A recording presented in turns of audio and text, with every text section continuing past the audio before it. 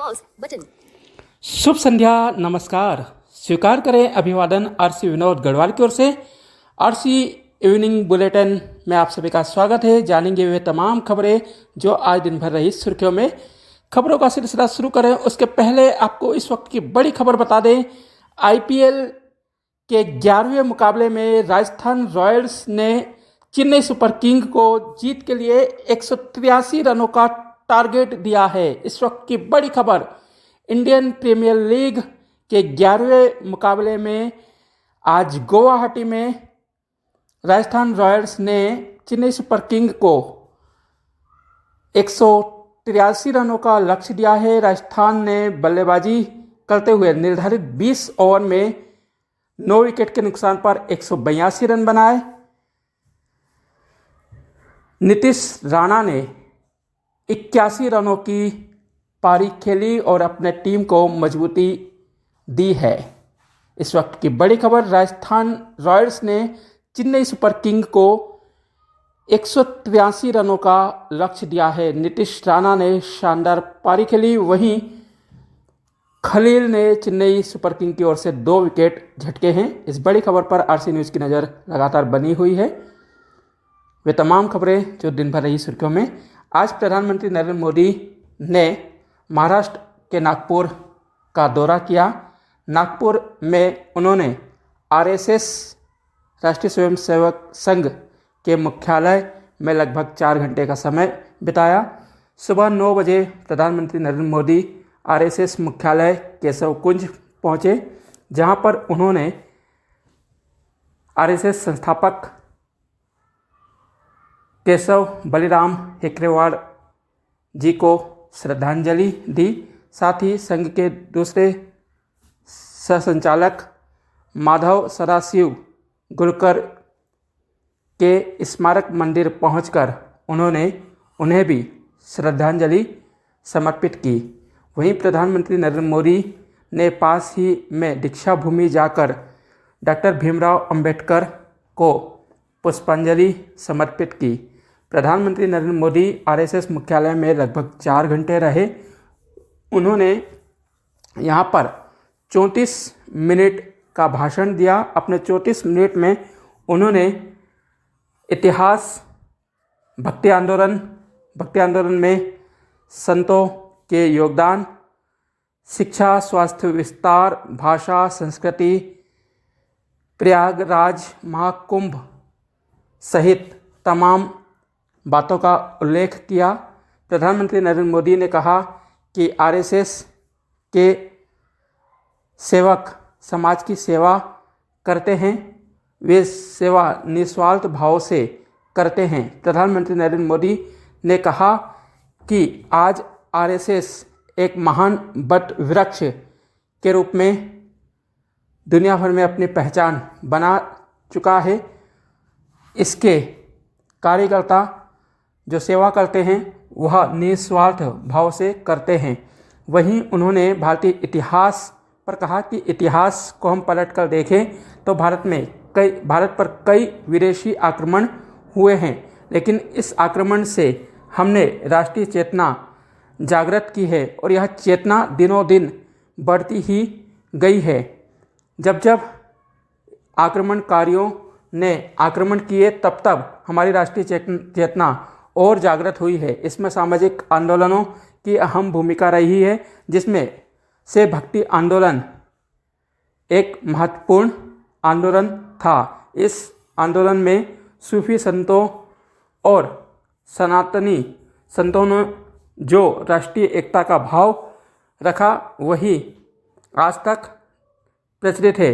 वहीं 100 साल पहले जिस संघ की नींव रखी थी, आज वह दुनिया में महान वट वृक्ष के रूप में फलित हुआ है।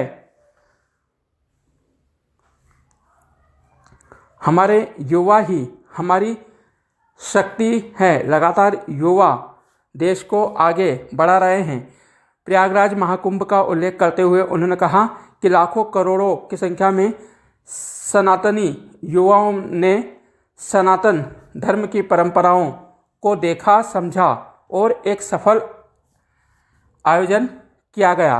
वहीं प्रधानमंत्री नरेंद्र मोदी ने कहा कि आज म्यांमार में भूकंप आया तो हम ऑपरेशन ब्रह्मा के तहत सबसे पहले बचाव कार्य करने पहुंचे। चाहे नेपाल का भूकंप हो या मालदीव का जल संकट, भारत हर पड़ोसी देश की सहायता में अग्रदूत बनकर खड़ा रहा है। विश्व में आज उसकी पहचान अग्रणी देशों में की जा रही है। हम राष्ट्रीय चेतना के साथ आगे बढ़ रहे हैं। आरएसएस ने जो 100 साल पहले बीज बोया था, हम उसी को आगे बढ़ा रहे हैं। आरएसएस से हमें जो शक्ति मिलती है उसे हम देव से देश और राष्ट्र से राम मंत्र लेकर आगे बढ़ रहे हैं।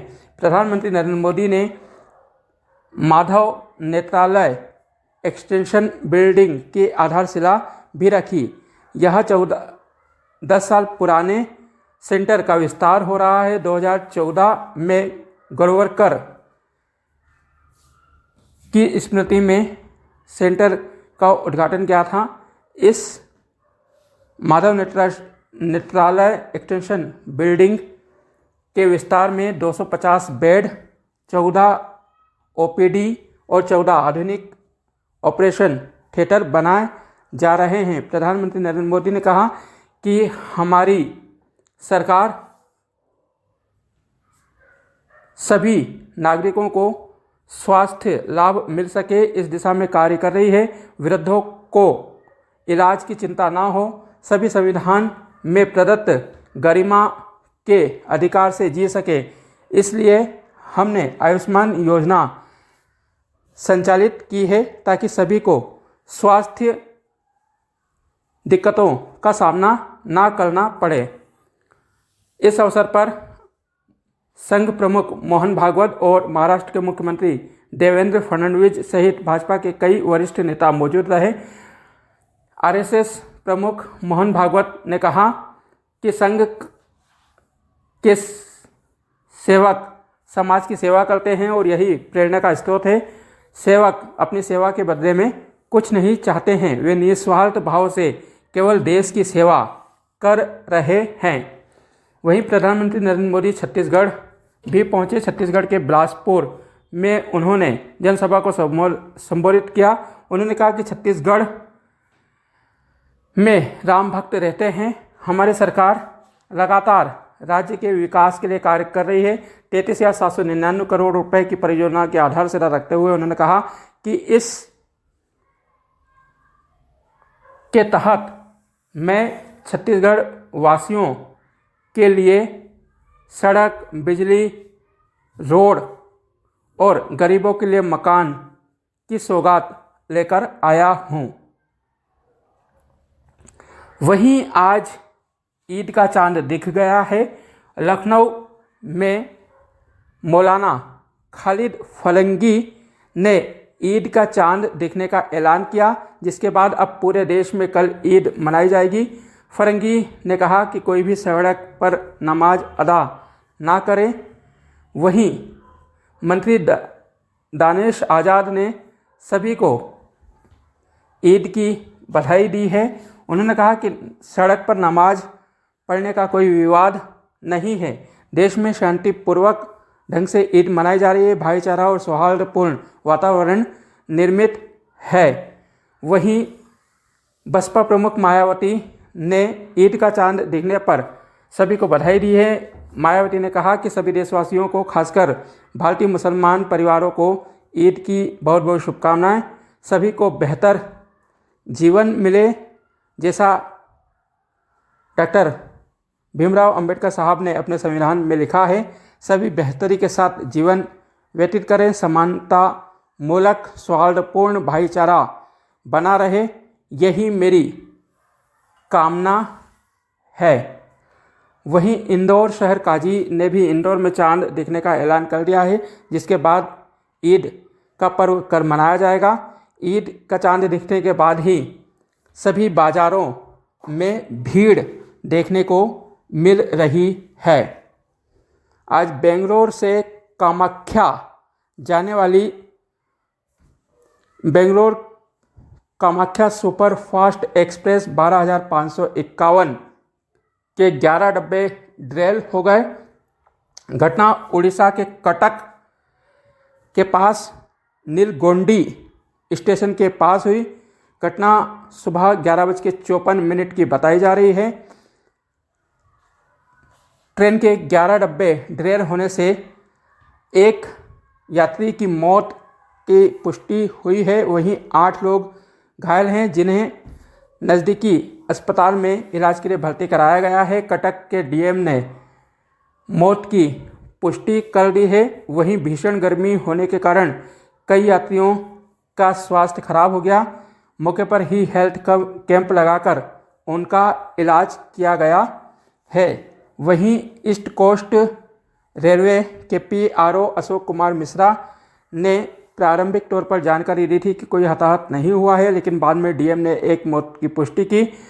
वहीं अशोक मिश्रा ने बताया कि घटना डाउन लाइन पर हुई थी, जिसके बाद अप लाइन को भी कुछ समय के लिए रोका गया था। हालांकि अब अप लाइन पर ट्रैफिक शुरू हो गया है। 3 ट्रेनों के रूट को डाइवर्ट किया गया है। वहीं कामाख्या जाने वाले शेष यात्रियों के लिए 5:05 पर विशेष ट्रेन भी रवाना कर दी गई है। फायर सर्विस ने रेस्क्यू कार्यक्रम पूरा होने की बात कही है। वहीं रेलवे ने उच्च स्तरीय जांच के आदेश दिए हैं। जांच के बाद ही पता चलेगा कि ट्रेन किन कारणों से डिरेल हुई है।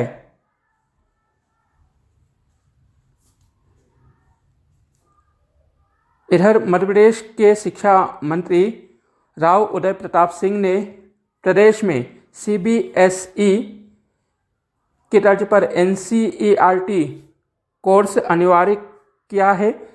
शनिवार को एक कार्यक्रम में उन्होंने भाग लेते हुए कहा कि एनसीईआरटी में तथ्यात्मक जानकारी रहती है, इसकी किताबें सस्ती भी रहती है, जिस कारण हम पूरे प्रदेश में एनसीईआरटी की किताबें अनिवार्य करते हैं। सीबीएसई विद्यालय अपने स्थानीय मापदंडों के तहत अतिरिक्त पुस्तकें पढ़ा सकते हैं, लेकिन उन्हें भी एनसीईआरटी की पुस्तकें अनिवार्य रूप से पढ़ाना होगी। इधर ग्वालियर के जमुना हॉस्पिटल की एक महिला डॉक्टर ने हॉस्टल में खुदकुशी कर ली है। सुसाइड करने के बाद उसके पास से अभी तक कोई सुसाइड नोट नहीं मिला है। पुलिस मामले की जांच कर रही है। इधर जबलपुर में एक युवक ने वीडियो बनाया। उसने कहा कि पुरुष भी महिला उत्पीड़न के शिकार होते हैं। ऐसा वीडियो बनाकर उसने अपने परिवार को दिया। तब से ही वह लापता है। इधर उसकी पत्नी भी जबलपुर से फरार बताई जा रही है। मध्य प्रदेश के अशोकनगर में एक नाबालिग ट्रेन से बाल बाल बची। बताया जा रहा है घटना शुक्रवार की दोपहर की है। यहाँ पर जवान की मुस्तैदी से नाबालिग को बचाया गया। जवान का पुलिस सम्मान करेगी। जीआरपीएफ के जवान गोविंद सिंह को डीजीपी कैलाश मकवाना ने नगद 10,000 रुपये देने का ऐलान किया है। साथ ही उनका पुलिस सम्मान से सम्मानित करने की बात भी कही है। बताया जा रहा है कि बीना से कोटा जाने वाली मेमो ट्रेन में नाबालिग अपने परिवार के साथ यात्रा कर रही थी। इसी दौरान अशोकनगर पर ट्रेन रुकी। खाने का सामान लेने के लिए वह बाहर गई। जब तक वह स्टेशन के अंदर आई और ट्रेन की ओर तेज़ी से भागी। उसके एक हाथ में मोबाइल और एक हाथ में खाने का सामान था। गोविंद सिंह ने उसके भाव देखकर समझा कि यह चलती ट्रेन में चढ़ने का प्रयास करेगी। इसी दौरान ट्रेन चल दी और लड़की ट्रेन और प्लेटफॉर्म के बीच में फंस गई।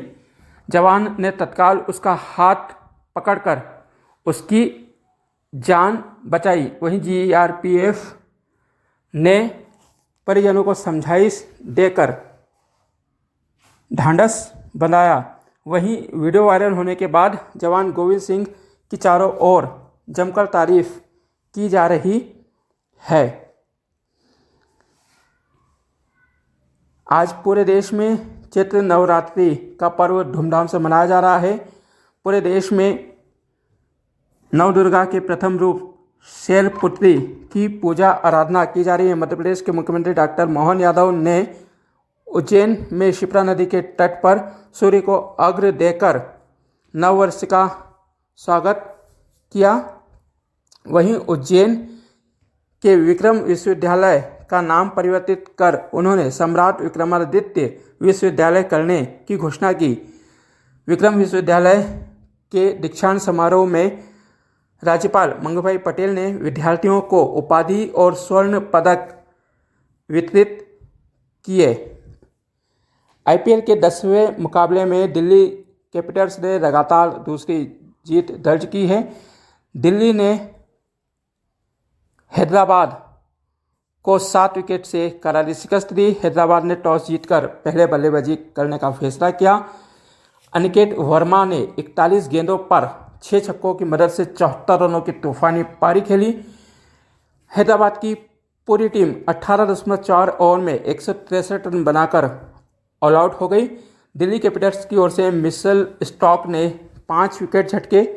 वहीं 164 रनों का पीछा करते हुए दिल्ली कैपिटल्स ने 16 ओवर में 3 विकेट के नुकसान पर जीत का लक्ष्य हासिल कर लिया। डुप्लेसिस ने 50 रनों की पारी खेली। दिल्ली कैपिटल्स इस जीत के साथ ही 4 अंक ले चुकी है, वह टॉप 2 में पहुंच गई है।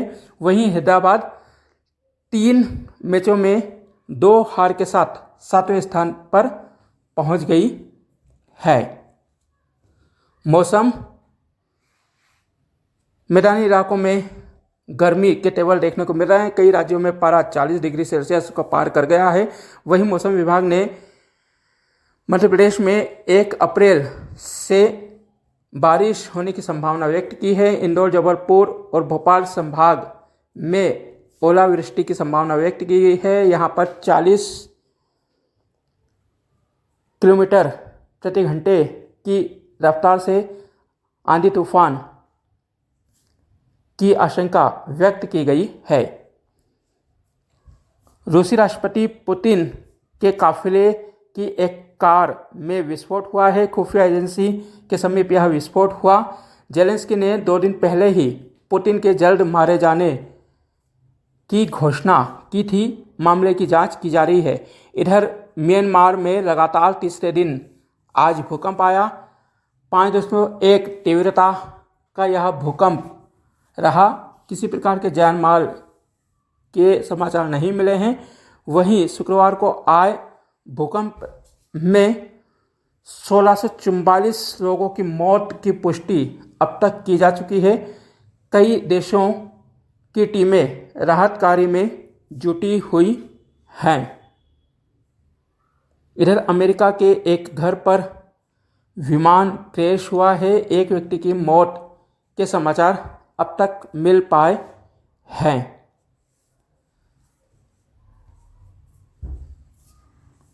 वहीं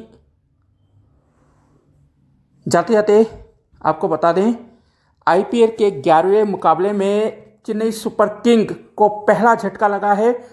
3 ओवर में महज 5 रन चेन्नई सुपर किंग बना चुका है। उसका पहला विकेट पवेलियन लौट चुका है। सचिन रविंद्र आउट हुए हैं। वहीं ऋतुराज गायकवाड़ और राहुल त्रिपाठी मैदान में मोर्चा संभाले हुए हैं। चेन्नई सुपर किंग को 102 गेंदों में अभी भी 178 रनों की दरकार है।